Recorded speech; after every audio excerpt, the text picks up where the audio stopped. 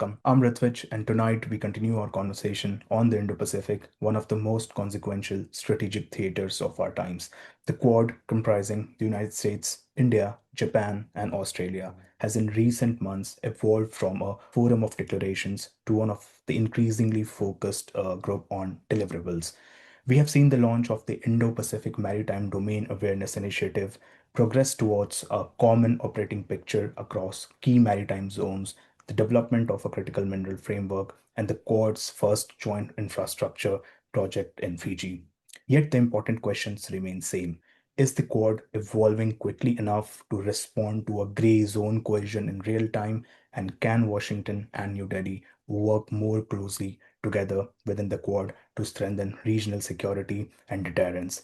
Joining us today to discuss these issues is Philip Reiner, Chief Executive Officer of the Institute for Security and Technology. Mr. Reiner previously served in President Obama's White House as Senior Director for South Asia on the National Security Council and also worked as a civil servant in the Office of the Undersecretary of Defense for Policy at the Pentagon.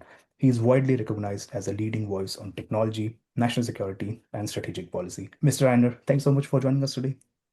Uh, Thanks for having me. It's genuinely a pleasure to be here. Looking forward to the conversation. Yep, I would like to begin the conversation by asking that how do you see the New Delhi Quad Summit on a macro level? Are you happy with what happened in Delhi? Um, yeah, I think, I hark back to my time both working in the Pentagon and at the White House on the NSC staff. And, to be totally honest with you, it's difficult to have been able to foresee the Quad turning into what it has.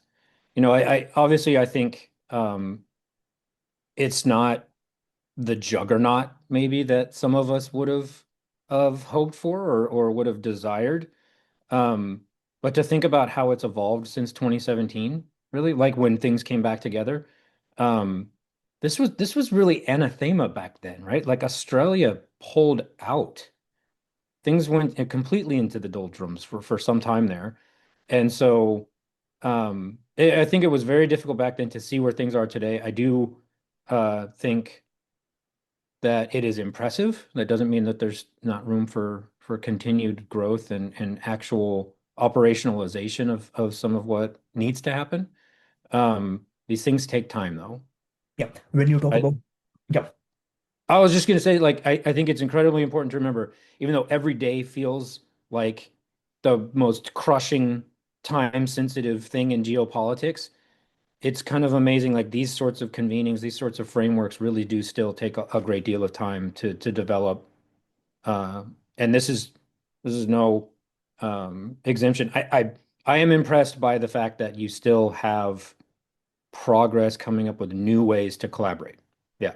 yeah. And what are the areas of developments or areas where the cooperation can be enhanced, which you were trying to hint? I think what is most striking to me is when you look at the agreements, you look at the areas of focus, and you try to figure out how you're going to overcome some of the perennial obstacles, right?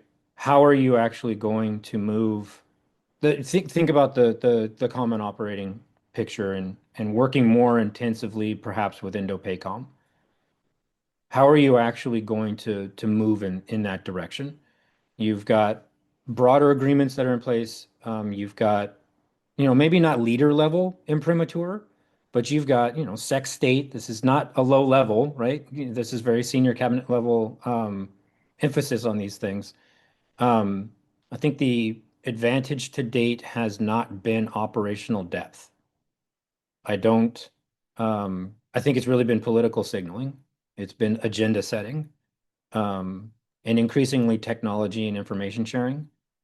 So I think what really strikes me by way of example with the IMPSC connect agreement is this is going to continue to develop the interoperability necessities. It's going to expand this domain awareness capability. I think what you need to do now, though, is in the working groups, you need to actually come up with more tangible ways of working together. You need to focus on Um, moving away from the constraints, like, yeah, I mentioned the obstacles, right? Um, how do you actually standardize incident classification taxonomies, by way of example, um, to actually be able to share maritime domain awareness data that isn't just shipping data? How do you actually get to a point where you can share like real secret level intelligence? Um, how do you come up with joint analytical products? I think those are the preconditions for real operational coordination. Um, maybe working together to put mandatory reporting timelines in place. Like these seem very small, they seem very tactical, but in order to actually create the procedural interoperability that's going to turn the quad into something that's more than just, like I said, kind of a political signaling mechanism. Um, you've already got exercises where you're engaging on communication protocols and things of that sort, but you don't have, you mentioned, you know, gray zone coercion. You don't have public attribution protocols in place. You don't have investment in the technologies, the collaborative technologies to be able to do multimodal fusion of intelligence streams. Um, so I think those are the basic fundamental things that you can start putting in place that will actually begin to start uh, building out the trust that's necessary for this to continue to evolve. You've, of course, got very significant, you know, head of state level strains that need to be dealt with. I think sustained information sharing though builds that trust is built incrementally. I hark back to how the Five Eyes, worked collaboratively over time, right? Like it wasn't just overnight where they were able to share sensitive signals intelligence, right? This was decades of figuring out what those mechanisms and um, whatnot would look like to get to be able to say there's binding commitments. So um, I think we could, start to see some more of that, hopefully at a tactical level that then puts the foundation in place so that something like the recent agreements kind of have a little bit more teeth. Yeah, you talked about intelligence sharing, and you also mentioned about proactive measures from the countries on tactical level. What exactly do you mean by intelligence sharing, and where do you see the cooperation lacking to a certain extent? With all the conversations which I had personally with people involved in this area, they see India and New Delhi particularly as one of the major players who don't want this to be a militarized, grouping. So how do you see the situation? And it's a justifiable and understandable position for New Delhi to continue to see things that way. They've got a lot of relationships and um, interconnecting power dynamics that they have to deal with, right? India is in a fundamentally unique position here. I think when it comes to intelligence sharing, you have to think about where we've been able to be successful elsewhere. You think about the counterterrorism space. You think about perhaps even counter narcotics. Like there are examples of where we've been able to make this work. And so, what are the things that we can do to, again, as I mentioned a second ago, like start to build trust so that there is a greater comfort level? You don't have to militarize the quad in order to get to a place where you're actually able to share information that is beneficial and necessary for India's own self-defense and India's own concerns in the Indian Ocean region. I think the way that you get after that, maybe something I've thought about, right, is you kind of take a tiered approach, like a tier one, tier two, tier three approach to the intelligence that you're sharing. Um, you do, tier one is unclassified, basic level, white shipping data, um, fisheries monitoring, humanitarian disaster stuff. This is the stuff that we know how to do. You make that all accessible through the IFC IOR Center. Indo-PACOM maybe is not administering any of that. They're not hosting anything. It's just something that um, everyone can easily do, I think. And then maybe at the same time, you've got another tier where you've got secret level bilateral, trilateral mechanisms that are in place that work towards making folks feel more comfortable to move in this direction. And it's specific, and I really mean this, right? It's specific products that, by way of example, the Indians would feel more comfortable with. Um, Subsurface threat pictures of the Andaman Sea, right? Um, Make it available. So you don't necessarily push it, but you create the opportunity such that they could pull it if they so wanted to.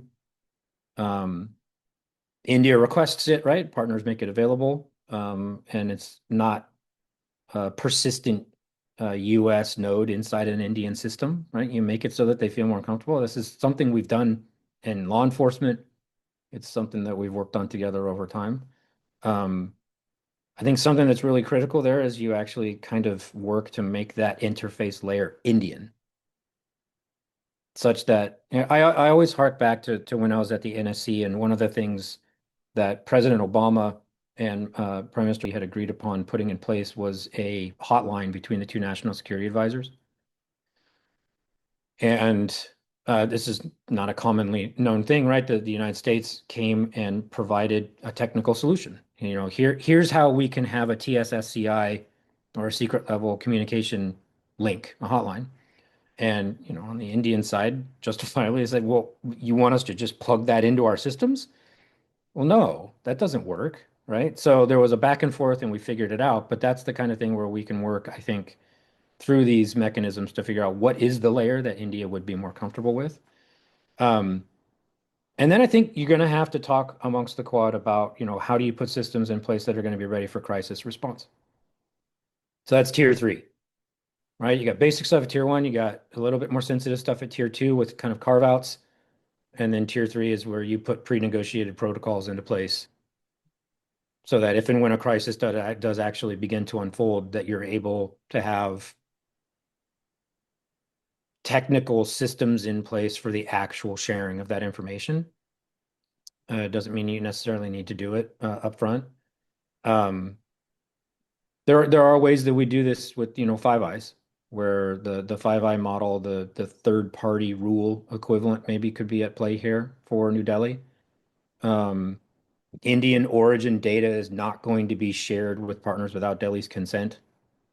Um, I think that will be something, or could be something that would really help build confidence back in Delhi. It gives a boost to bilateral relations, and I think maybe even could be a CBM under some of the other strains that are on the relationship right now. Um, yeah, basic things like this, I think, are going to help you start moving in that direction. I think um, considering technical structures that you put in place, though, that's the harder part. And how do you actually get there? I think, and this harks back to my time at the Pentagon as well, you got to build Indian technical capacity. And they're interested in that, right? Like there are so many different systems that we're talking about, but making India's maritime surveillance capabilities much more uh, much more strengthened, indigenous capabilities. I think that makes it a lot easier than trying to always say, here's this information that you have to take. We'll give them the ability to actually develop it themselves. And I think that's a partnership that the United States is very much dedicated to and interested in expanding on. I think all of the members of the Quad, right? Yeah. Yeah, those are some thoughts.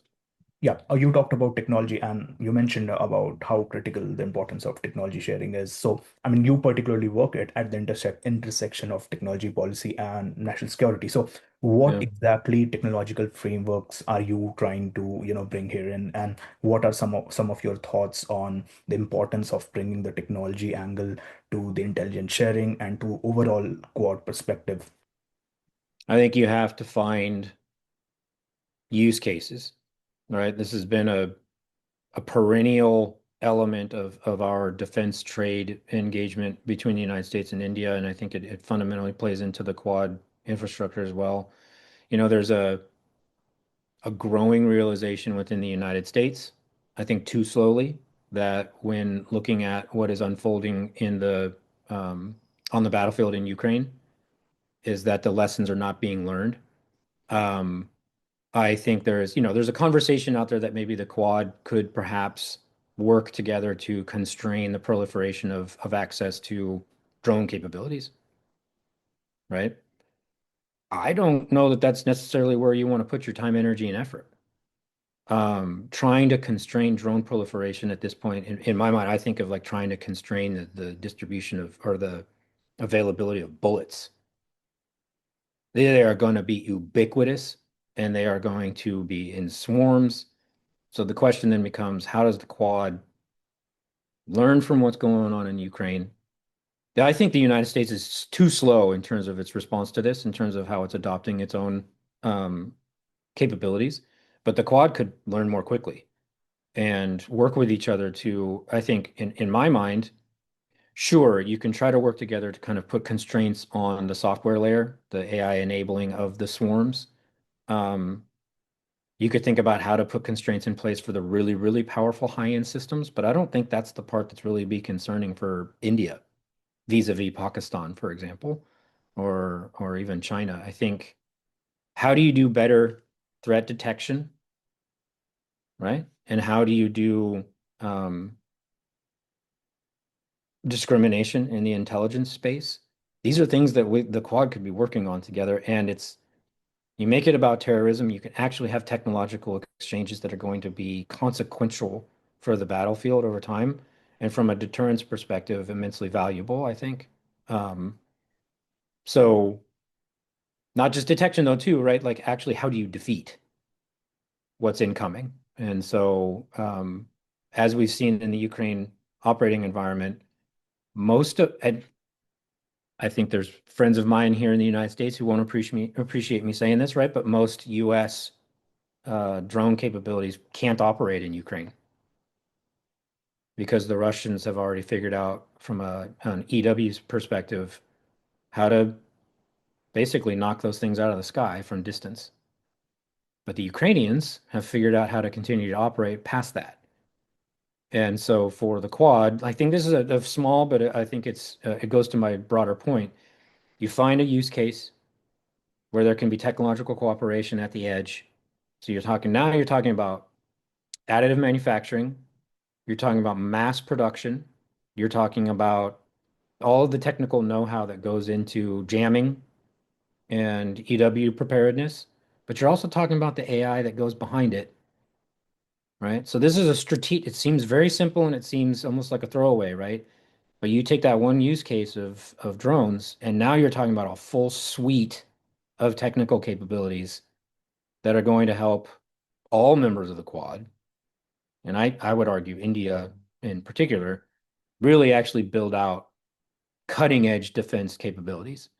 So what are we doing together on directed energy responses to these kinds of things? Kinetic defeat capabilities. These are all things that the Quad could be talking about. And again, I think for defeating drones and drone swarms, right? You have got to start doing that now because what's coming is it's not long from now where terrorist organizations globally are going to have their hands on these things. And so what are you putting in place at your ports? What are you putting in place at your critical infrastructure nodes in terms of a detection capability and again, a response, a defeat capability? Maybe this is an area where the Quad could actually spend some time and make some progress. Um, I think that from my perspective, again, this is where the Quad maybe comes in most useful. You don't have binding commitments that put at risk this strategic autonomy perspective of New Delhi. But what you have is persistent technical exchanges on things that are of consequence. Um, yeah, and joint exercises then to actually make this real. That also begins to help folks develop a better common operating picture. What is the environment that we're facing within the South China Sea? Like this is what's coming. It's not going to be a bunch of manned undersea capabilities. It's going to be a lot of remotely operated or even autonomous systems. So how are you going to grapple with that? Um, one of the things I will say, and I don't mean to to go on and on about this, but one of the things that we see where I sit here in Silicon Valley is um, a failure of imagination. And I think the way that the Quad is set up and the way that the Quad has progressed over time is it is uniquely positioned to put behind it conversations about legacy ways of battlefield management, legacy ways of thinking about defense procurement.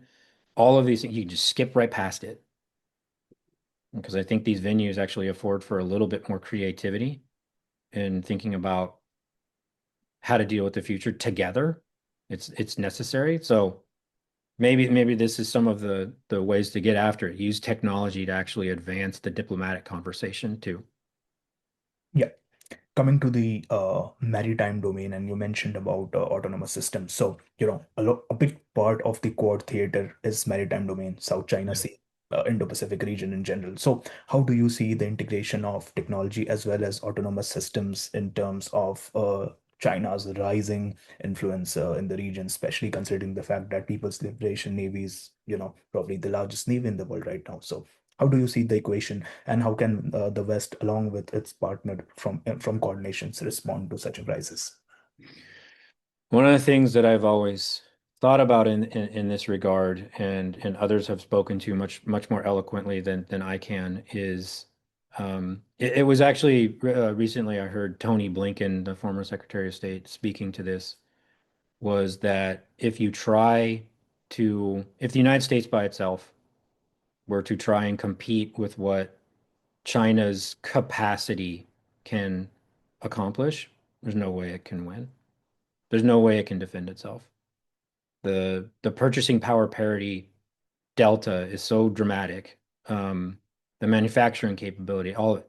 But if the United States is working with partners, this is a different calculus, right?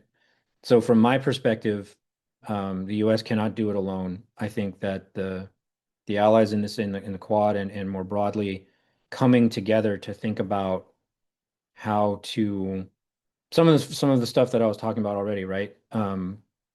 Work on information sharing, work on like thinking about the future, like what is the battlefield actually going to look like and how do we grapple with it? That doesn't militarize the Quad. I don't think you need to.